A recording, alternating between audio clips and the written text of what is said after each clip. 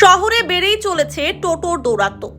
এছাড়াও প্রায় সামান্য কারণেই চালান কাটছে ট্রাফিক পুলিশ। এমনই অভিযোগ তুলে সোমবার আন্দোলনে সামিল হলো Siliguri city auto driver union. এদিন প্রশাসনের বিরুদ্ধে ক্ষোভ উগরে দেন সিটি অটো চালকেরা। আমাদেরকে 500 টাকা কেস দিয়ে দেয়, আমাদের প্যাসেঞ্জারকে উঠানোর জন্য 2 মিনিট টাইম তো দিবে। প্রশাসন তো সেটা দেখে না, আগে জাম আছে না পিছনে জাম। ট্রাফিক তো গালাগালি তো করে, সিভিক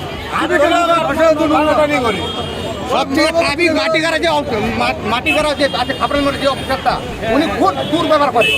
খালি টোটোওয়ালা এসে ঠকে পিন মারে, এই যে স্যার অটো দাঁড়াচ্ছে, ও অটোকে ভাগায়, কিন্তু টোটো লাইনে দাঁড়াচ্ছে, টোটোকে হাঁটাবে। একটা স্ট্যান্ডে যেখানে টোটো দাঁড়ায় সব টোটোওয়ালা পুলিশকে পয়সা দেয়, সব এইভাবে গাড়িগুলো চলতেছে। আমরা যে দাঁড়ালে আমাদেরকে ভাগায় দিচ্ছে, ওরা প্যাসেঞ্জার নিয়ে চলে যায়। তারপরে একটা বয়স্ক মহিলা নামবে, তার নামার আমাদের সময় নাই, যতটুকুর মধ্যে আমাদের কেস চল আগা। এটা কি আমরা একটা প্যাসেঞ্জার উঠাতেও পারি না, একটা প্যাসেঞ্জার নামাতেও পারি না, তাহলে আমরা গাড়ি চালাবো কেন?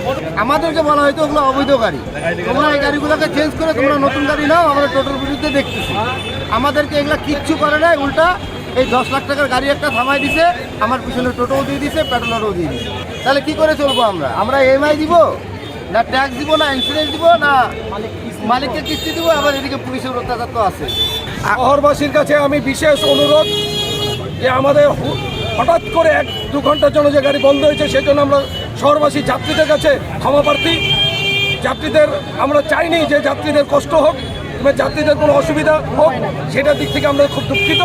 এবং শহরবাসীকে এটুকুই জানাবো যে আপনারা নিজেরা সব যাত্রীদের প্রতি আমার অনুরোধ, আপনারা সহযোগিতা করুন। আমরা যথারীতি আপনাদেরকে সুপরিষেবা দেব এবং সুব্যবস্থাও আমরা করব। যে গাড়ি কীভাবে পরিচালনা করতে হয় সেগুলো আমরা করব। শহরবাসীর কাছে আমার এই বিশেষ অনুরোধ, আপনারা আমাদের সহযোগিতা করুন। যদি শ্রমিক সংগঠনের তরফ থেকে মালিক সংগঠনের কাছে আসা হয়েছে, মালিক সংগঠন যদি এটা সুরাহা করবে, নয়তো আমরা বৃহত্তর আন্দোলন যেতে বাধ্য হব। সঠিক বলা যাচ্ছে না গাড়ি চলবে কিনা। রাত্রে এখানে মালিক সংগঠনের সাথে বসা হচ্ছে, মালিক সংগঠনটা কি সুরাহা দেয়, নয়তো আগামীকাল যদি চলে আমরা দ্বিতীয় দিন থেকে হয়তো শ্রমিক সংগঠন থেকে শ্রমিকরা আমাদের যে ড্রাইভার ভাইয়েরা আছে বৃহত্তর আন্দোলনে যাবে, গাড়ির চাক্কা জাম হবে। এখানে কোর্ট মোড়ে পুরো রাউন্ডটা টার্নিংটার মধ্যে টোটো হিসেবে দাঁড়া থাকে, প্রশাসন কিচ্ছু বলে না। আমরা যদি গেট খুলে 2টা প্যাসেঞ্জার বা 1টা প্যাসেঞ্জার উঠে আসে, পিছন থেকে আমাদের কেস দিয়ে দেয়। হাফাইল মোড়ে দাঁড়াবো, কোনো জায়গায় দাঁড়াতে দিবে না, চাক্কা নিচে নামাই দেবো, তাও ফটো তুলে কেস দিয়ে দেয়। কেসে দিলে তো জানি না, মালিক ফোন করে বলে তুমি কেস করছো, কেসের টাকা তুমি দিবে। আমরা রোজগার করবো 500-600 টাকা, যদি আমরা কেসের টাকা আমরা দেই 500 টাকা, তাহলে আমরা বাড়ি কিনে যাবো। আমরা গাড়ি কেন চালাবো? তাহলে আমাদের ড্রাইভারের কথা, তাহলে আমরা গাড়ি চালাবো করবো কি? যে আমি বাড়িতে শ্রম দিয়ে যদি রোজগার নাই নিয়ে যেতে পারি, আমার যদি পরিবার নাই পালতে পারি, তা গাড়ি কী করে চালাবো? এখানেও সেম কেস হচ্ছে, টোটোকে কেউ কিছু বলছে না, টোটোর ব্যাপারে কেউ কিছু আগাচ্ছে না। বিনা নম্বর টোটো কি আর নাম্বার টোটো কি? এখান থেকে চলে যায় বাগডোগরা, এয়ারপোর্ট, সুকমা, বিভিন্ন রোডে একদম উল্টা আমাদেরই ধমকি দেয়।